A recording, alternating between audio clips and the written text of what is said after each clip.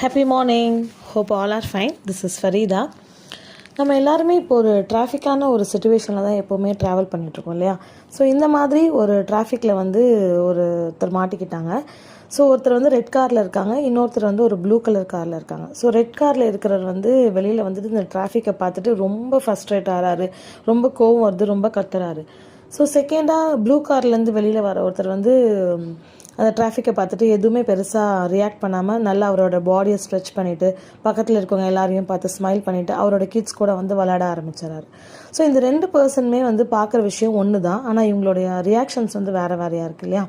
So நம்மளுடைய thoughts தான் நம்மளுடைய பிஹேவியரை இது பண்ணும். இது ஒரு ப்ராசஸ் ஆஃப் செயின்னே சொல்லலாம்.